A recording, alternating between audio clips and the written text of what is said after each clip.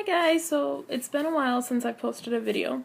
So this is going to be kind of like a weight loss slash personal rant video. So I'll do weight loss stuff first and then you can feel free to ignore the rest of this video. I'm now about 3 months pre-op. I went into the nutritionist and she recommended some more ideas for like protein and cutting out my caffeine because I'm a barista at Starbucks and I'm addicted to caffeine.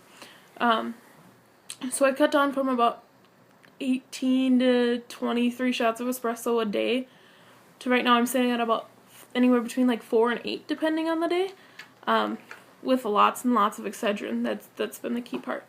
I need that caffeine kick to get me going, and without that caffeine addiction there, I gotta replace it with something. So for right now it seems to be Excedrin to keep the caffeine headaches away.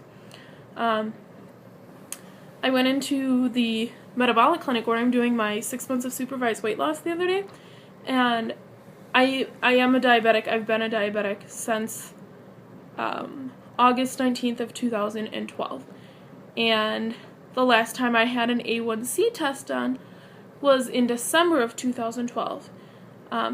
But at the metabolic clinic the other day, the endocrinologist wanted to run an A1C just for giggles, I guess.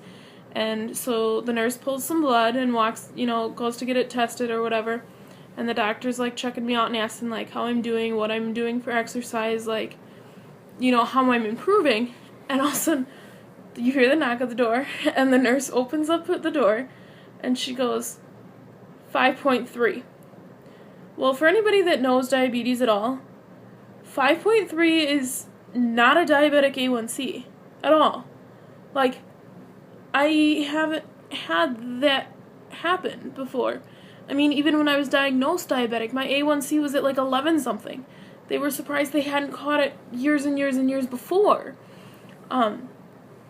So me and the nurse and the doctor all just kind of looked at each other like, are you sure you did my blood on that test? So she even like reran it at my request, because I was like, even when I had that A1C run December, so only about 8 months ago, no, we're probably closer to 9 months ago, even then it wasn't a non-diabetic level. Even then I want to say it was like 9 something, not 5.3. The doctor chose to keep me on the 2 medications that I'm on for my diabetes, simply because between the 2 of them, they give me they control my appetite. So literally I have to basically force myself to eat when I'm on these medication, because nothing entices me. Like, I'm looking at the refrigerator and normally I'm like, oh my god, food, I have to eat it all.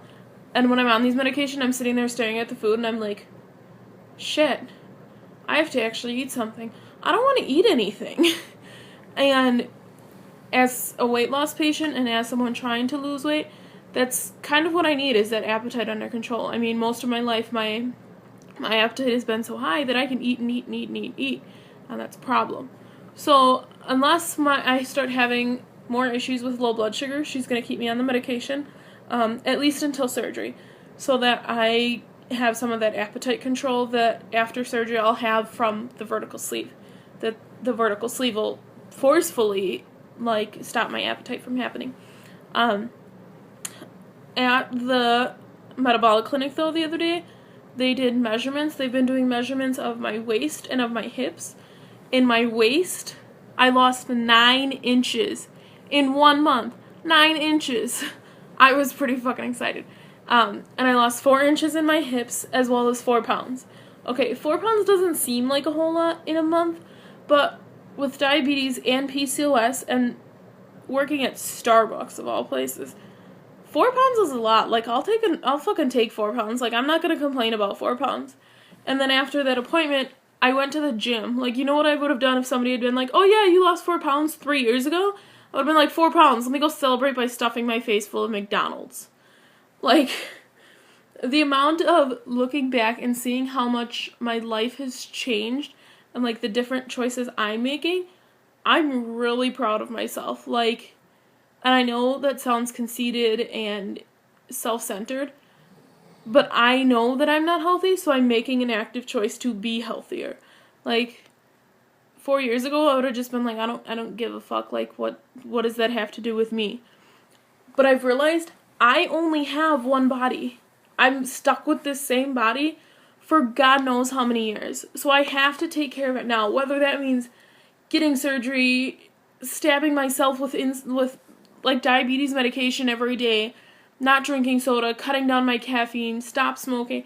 Like, whatever it takes, I have to get my life under control. I only have one body and I'm stuck with it. I have to take the best care of it. And I guess right now it's just finally hitting me. Like, I have 3 more months left and then all my paperwork gets submitted to my insurance. Like, holy hell, this is going a lot faster than I expected it to. Like, I don't even know where to begin. Like, whoa. And I guess it just kind of messes with your head. I went to buy some new shoes today because I've been lifting a lot at the gym near my house, and I've been doing a lot of running and things like that. So I needed shoes that weren't my work shoes, that were gonna be supportive and gonna have like that I was gonna be able to run in them without hurting myself or my feet or anything like that. Especially as a diabetic, we have to keep a super close eye on our feet. So I went into the shoe store, and the lady's like, well, what kind of shoes are you looking for? And I explained it to her, and she's like, well, what size are you? And I was like, I think I'm like a 12-ish, maybe, I don't know. And so, we go over and we start looking at the 12s, and I tried a couple on, and they felt huge. And I'm like, okay, maybe I need to go to like an 11. And even then, normally I'm a wide shoe. So I'm like, okay, maybe like an 11 or an 11 wide. And so we dropped down to like 11s and 11 wides.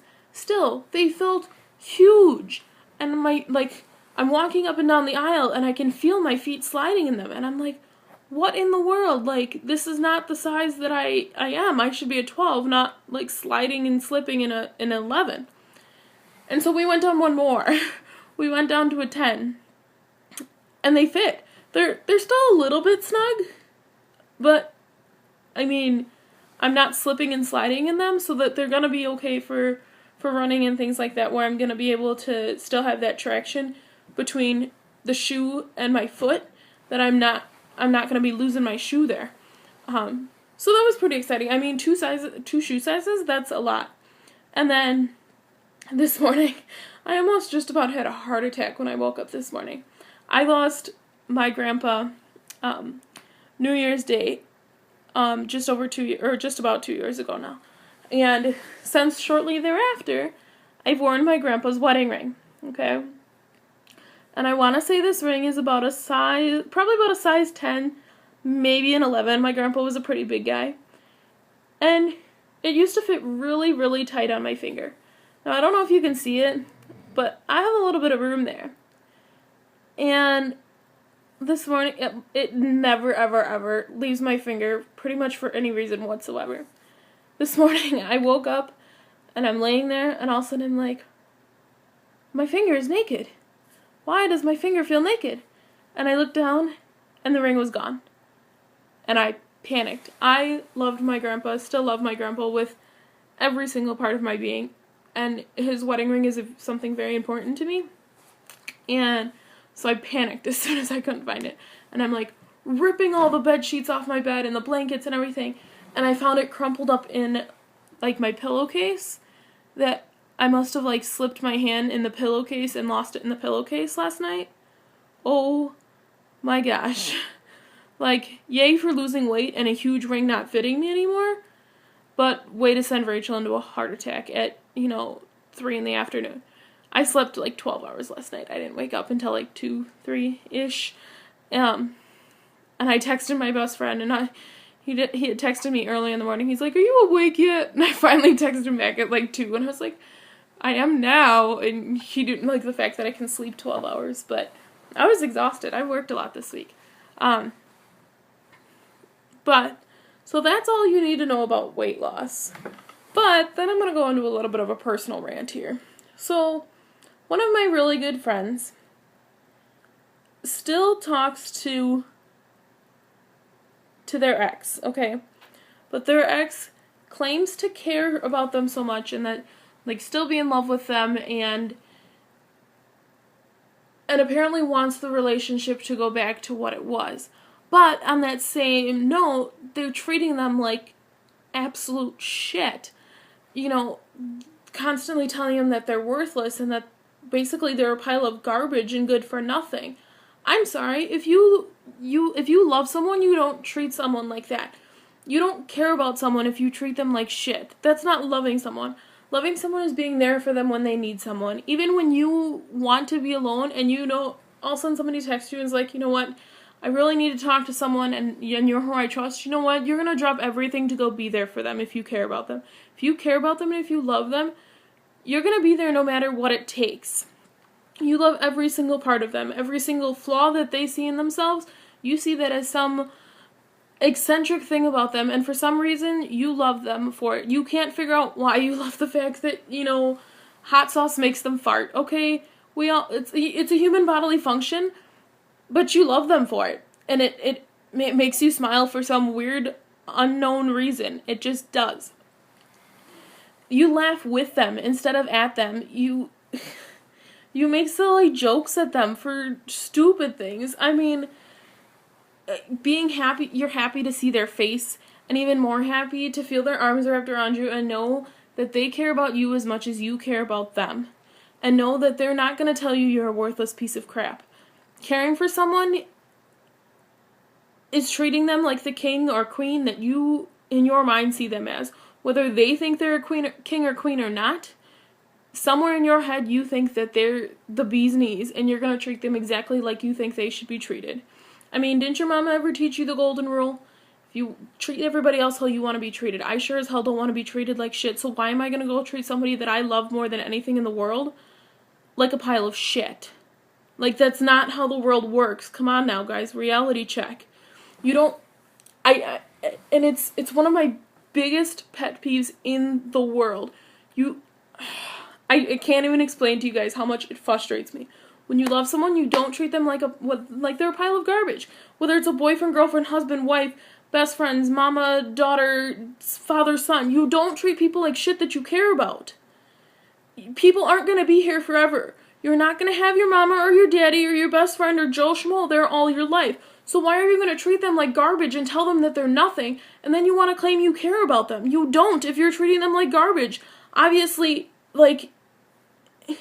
And then you're going to wonder why they don't want to be around you, why they don't want to be friends with you, why they no longer want to date you, why they want to basically completely disown you. Like, and then you want to sit there and stare at them and be like, well, I don't know why you don't like me anymore. Maybe because you tell me that I'm a worthless pile of garbage. Maybe because you treat me like shit and expect me to run around for you and do everything for you, which is fine if you're going to turn around and do the same thing for me. I mean, if somebody else buys me a soda or buys me something, I'm going to turn around and do the same thing. Not because, you know, it's some unseen societal rule, but because, hey, they were just nice enough to buy me a soda. At least let me fucking return the favor. Don't treat them like a pile of shit and still expect them to be there and be all happy and positive and fucking giddy to see your face. I'm not going to want to see your face either if you tell me I'm a pile of shit. Like, it's one of my biggest pet peeves, and lately it's been getting really, really, really on my nerves with a couple people in my life. And so I just really had to vent about it for a few minutes, because otherwise I'm going to take it out on people, and then they're going to start to question things, and there's some things that I need to, like, keep on my own, but it just really, really bugs me. Don't treat people you love like shit. Common sense. And on that note, I'm going to end this on a positive note, because now that I just ranted and vented for a few minutes, today, take 5 minutes, 10 minutes, whatever. Shoot somebody a text message and say, you know what, thank you for being there for me. Thank you for being so supportive. Thank you for enjoying seeing my face and supporting me and telling me that you love me. Okay, don't tear someone down today. Build them up. Tell them that you love them. Tell them that you care about them. Tell them that you're glad to have them in your life. Tell them that you're glad that they're your friend. Because you know what? Sometimes we all need to hear it, whether we think we do or not, and it's always a nice thing to hear. So tell someone today that you love them. That's all I'm asking of you. Just tell someone that you love them. And on that note, I know lots of my friends and family watch this. Well, not really lots, but I know of a few people that do watch this. So on that note, I love each and every single one of you. And thank you so, so, so much for being so supportive and being in my life. And I can't thank you guys enough for being the amazing people that you are. I really can't. I love you all.